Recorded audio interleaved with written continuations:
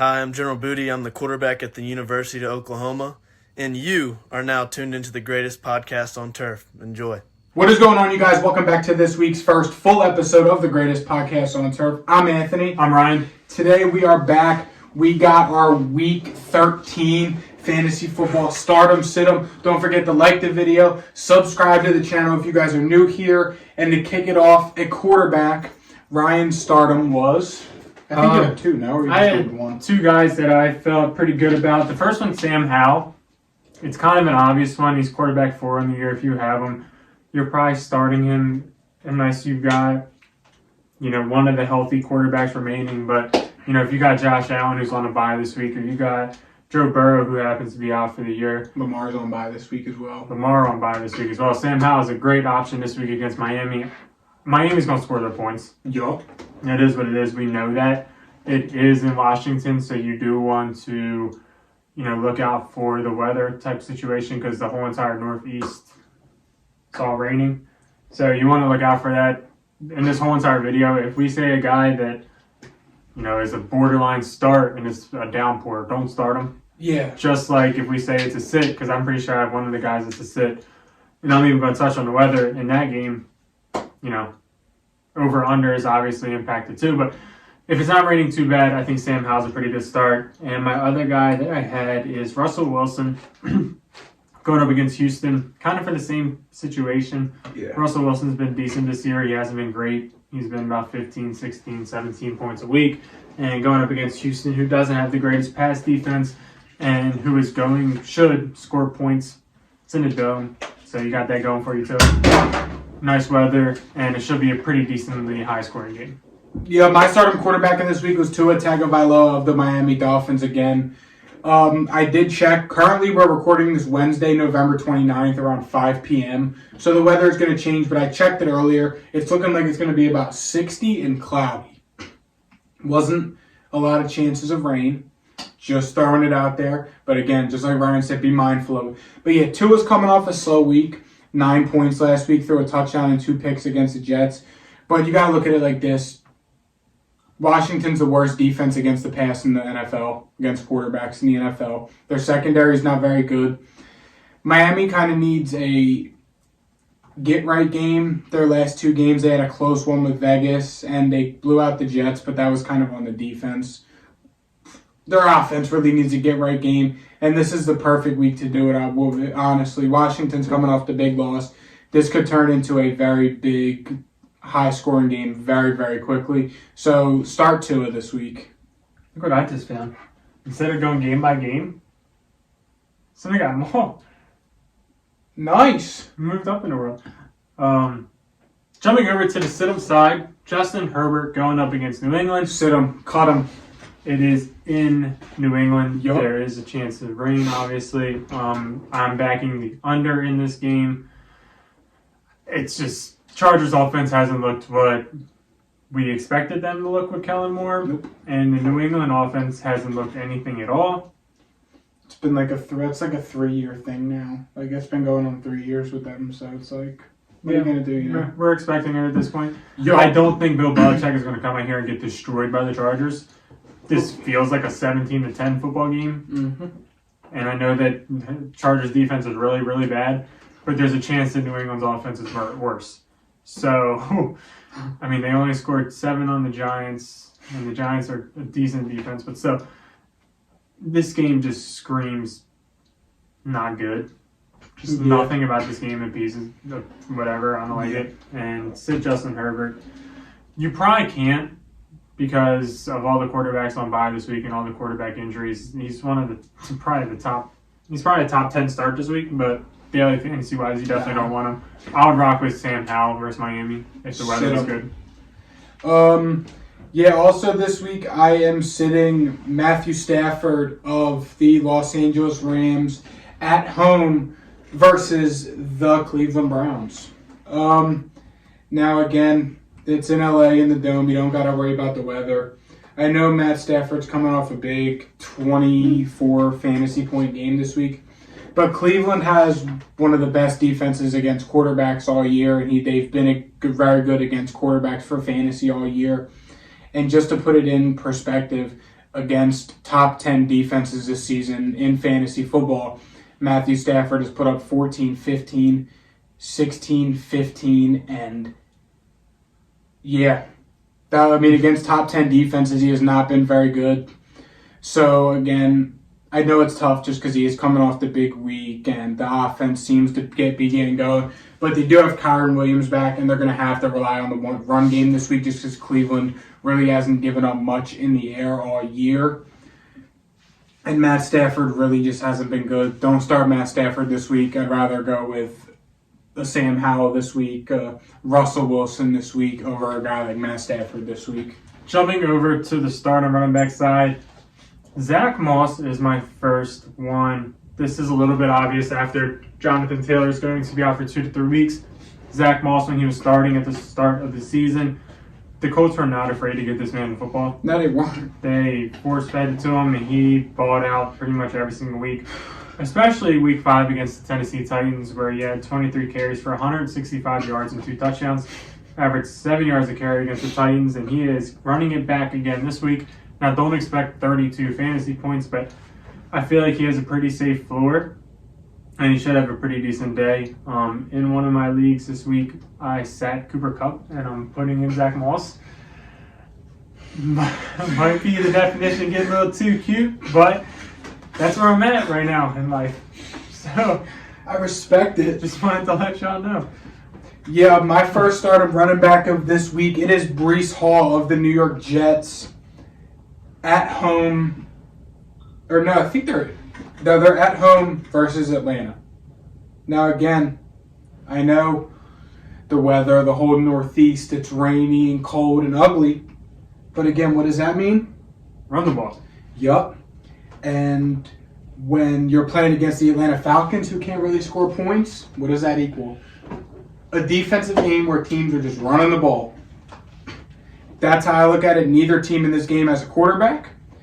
Weather could be very bad, which screams just feed Breece Hall. I know Atlanta's been good against the run all year, but this is a pure just game script and volume play for me anyway. So that's why I'm looking at starting Breece Hall this week again. I know last week he only scored 8 fantasy points. They got blown out by the Dolphins. Breece Hall has been very productive in the games that he's been healthy for the most part. He's gotten touches. They're throwing the ball to him, which is very good, especially Tim Boyle. Tim Boyle threw him the ball 9 times last week, or targeted him 9 times. He caught 7. So you got that throwing for him as well. Start Breece Hall this week. I know it's tough to really look forward to starting any Jets player on offense, but Breece Hall is a good play this week. My other starting running backs this week are the Steelers running backs versus Arizona. This is kind of a tough one because Jalen Warren took the starting job a couple weeks ago. And then here comes Najee Harris and for his career best game. 15 carries for 99 yards and a touchdown. Jalen Warren last week, 13 carries for 49 yards. Yeah, he missed his over-under by 5 and cost me a huge parlay that would have changed my life. Okay.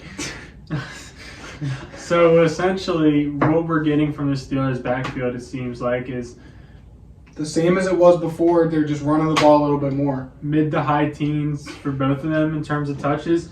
And they're going up against the Arizona Cardinals defense that just got absolutely destroyed by Kyron Williams in his first game back. Kyron Williams put up enough fantasy points to cover both of these running backs. He did 35. So if you got Najee Harris and Jalen Warren, in theory, 17 each ain't bad. Probably won't end up like that, but I feel like both of these guys should have success. Obviously, don't start them both if you have them both. Pick one, start one. Flip a coin. But I feel like they have a decent day. Go with your gut. Next up, starting Travis Etienne Jr. Since the bye week, Travis Etienne has combined for 22 fantasy points. He was doing that, it seems like, every week before the bye. They got the Bengals this week. Now, my thought process behind this is I know that the Jags receivers, specifically Calvin Ridley, have been getting going the past 3 weeks. So that seems to be the common denominator of Travis Etienne's, lack of production. But he totaled for 90 yards last week, 86 total yards last week. he's playing against the Cincinnati Bengals that we just saw get ran all over by Najee and Jalen Warren. So, again, the proof is in the pudding. What did the Steelers of all teams just do to them in the run?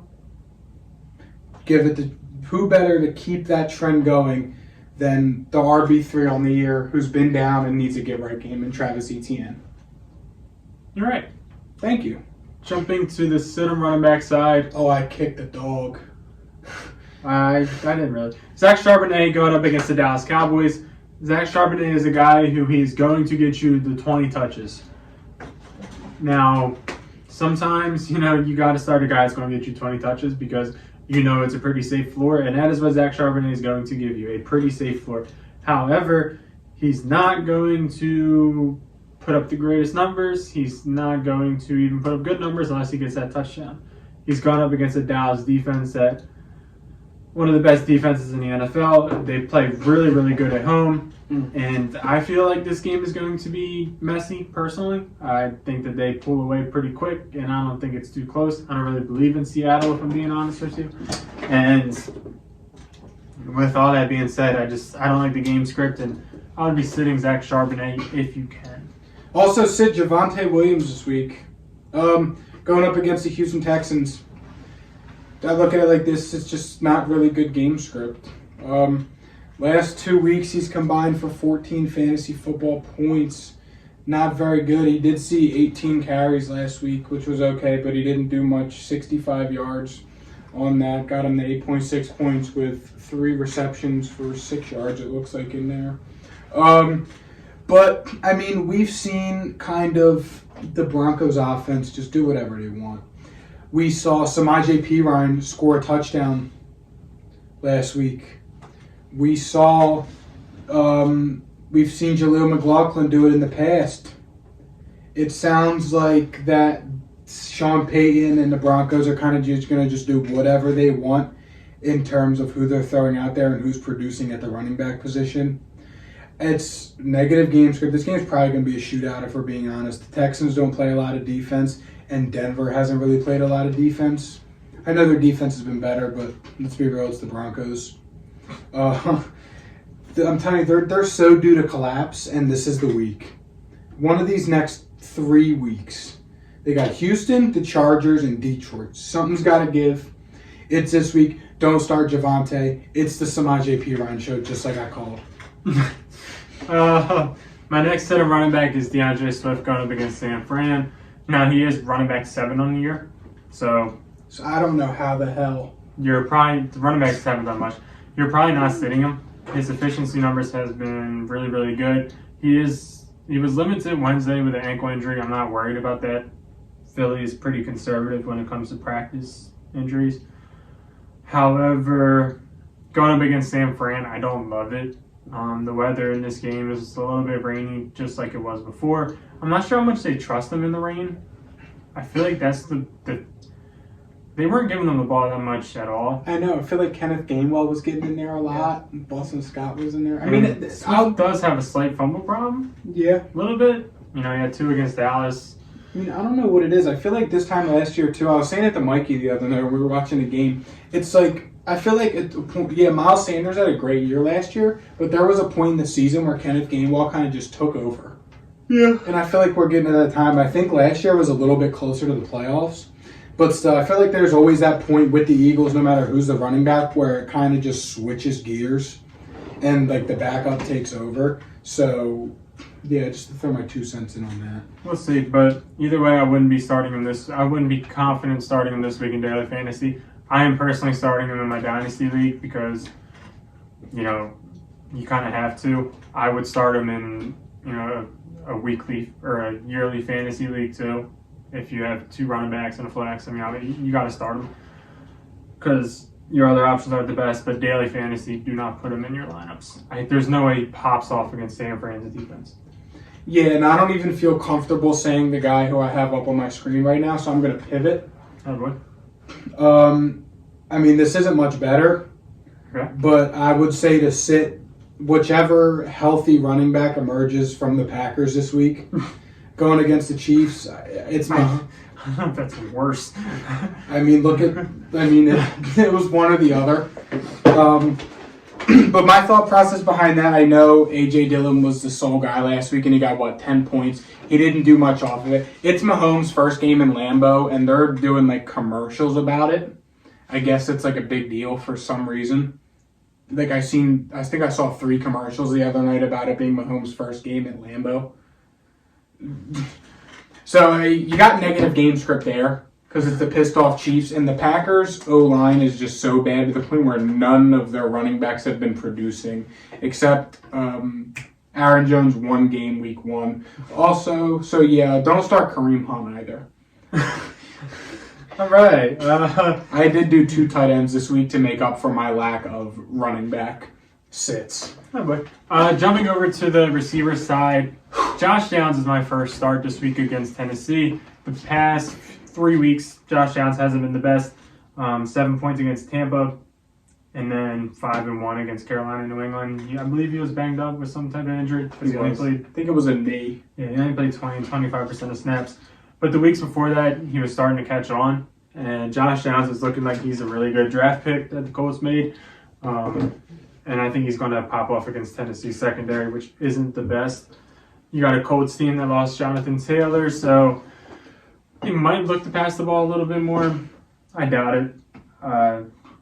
Josh Downs is still going to pop off, though. He's getting 70-80% of the snaps. He looks really good. He's the number 2 in the Colts, and Gardner Minshew don't mind throwing the ball around the yard. So start Josh Downs this week. The next player you're starting is Deebo Samuel going against the Philadelphia Eagles.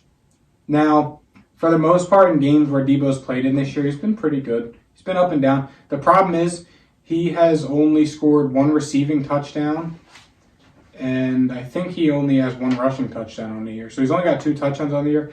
But, this is really the week to do it. We've seen a huge regression in the Eagles secondary for 1. For 2, it's a revenge game. Deebo's been popping shit all offseason, then he reiterated his statement about James Bradbury being sorry earlier this week. So I think this could be a game where Deebo shows that he's still kind of one of them ones. And I feel like this could be the biggest game of the year for Deebo in terms of fantasy football, going against an Eagles team that has not been good in any facet. San Fran's going to pick apart the middle of the field and use their good receivers to expose the Eagles' secondary issues. So do not be afraid to fire up Deebo Samuel unless it's like a monsoon, which it very well could be. My next starting receiver is Marquise Brown going up against Pittsburgh. He didn't practice today, so I guess be a little bit cautious of that. However, if he plays this week against Pittsburgh, I anticipate a pretty good day. Him and Kyler have been barely missing on deep balls, and I feel like this is the week where they finally connect. Antonio Brown might be back to watch his cousin in Pittsburgh. You never know. And there's just no way they don't put Marquise Brown one-on-one with Pat Pete and tell him to run straight. I just refuse to believe it. They got to. There's no way Pat Pete can keep up with this guy. Last week, he did fine. 12 targets, so he's getting the ball thrown to him. 6 receptions, 88 yards. That's a pretty good day. And I feel like he's going to continue that against Pittsburgh. The only thing I'm worried about is him not playing because they do have a bye week next week. But he didn't practice at all last week and he played. So, yeah. Marquise Brown, fire him up. Yup, and at tight end this week, you're starting Dalton Schultz versus the Broncos. And now I look at it like this. Against teams that are good guarding tight ends, Dalton Schultz has done bad. But against teams that are very bad against tight ends, Dalton Schultz has been really, really good and heavily involved in the game plan. And do you know where the Broncos rank against tight ends this year? Bottom 5? Bottom 1. They're the worst against tight ends this year. And running backs, probably. Yeah. We saw against Tampa Bay a couple weeks ago. I know it was a shootout game. He had 27 points. We saw against the Bengals the week after 11. The Cardinals the week after 11. All teams terrible against the tight ends. Then you see his 2 games against the Jags this year, who were very good against tight ends. He combined for 3.1 points over those 2 games against the Jags. The Broncos are very bad against tight ends. I know Dalton Kincaid's the guy who's on bye this week. Would say Mark Andrews, but he's injured. I don't know. The Raiders don't have a tight end, and I don't remember who else is on bye. So fire up Dalton Schultz this week. He's tight end 7 on the year. If he's available, go pick him up and start him this week. Jumping to the sit side, first guy is Drake London going up against the Jets. There's a good chance he's been on the list. He's been on this video more times than not this year. And he's been like a start sometimes, and he's been a sit sometimes. I feel like he was maybe a start once and a sit probably, week 13, probably 6 times now. Yeah, but I was right that one time, I think. Anyways. One time. I was right.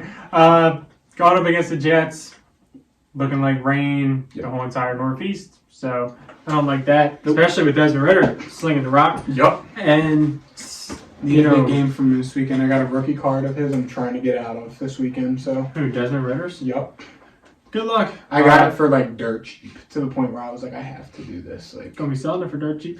And listen, anything what I will sell it for is above what I paid for it because I paid like outlandishly low. For if you want a Desmond Ritter rookie card, hit him up. Yup. But Drake London's playing against a Jets team that is really, really good against the pass. I believe they're arguably the best. They're top 3 at least. One of the, if not the. Yeah. So there's just no way that he pops off against the Jets. This is in like the rain. Bijan and Tyler Algier week.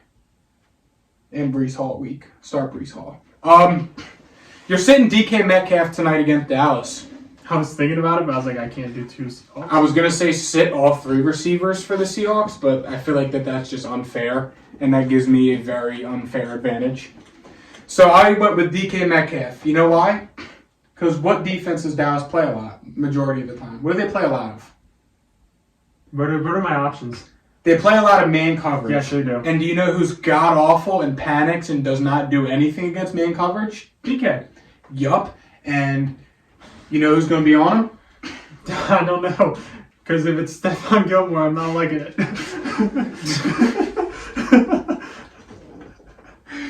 Sit DK Metcalf this week again. It's going to get ugly for the Seahawks. We've seen games where the Seahawks are getting blown out and they just don't get him the ball. Hence the Niners game. The Ravens game. There's games where they just don't really use him in games where he's kind of just out there getting 15-yard penalties. This could be one of them weeks. It's in Jerry's world, and give me Dallas plus minus whatever the spread is. All right, my next guy, this might be a little bit obvious. Wait, just look at this real quick. Look where I'm going with this next one. Is he even playing? He's pushing to. Deontay Johnson going up against Arizona. They're going to run the ball, and this Steelers wide receiver room, I mean, I would say squeaky wheel gets the grease, but I don't even know if this is like a squeaky wheel situation. Like, it doesn't even look like he's trying. So I feel like they see that, and they're going to, like, there's no way you see what the lack of effort that Deontay Johnson is performing, and you say, I'm going to target him. Just doesn't feel real to me. I just don't see how that happens. And the past 3 weeks, he hasn't been good. This might be kicking the dog a little bit, but sit Deontay Johnson. Yeah, and real quick, I'm going to throw it out there.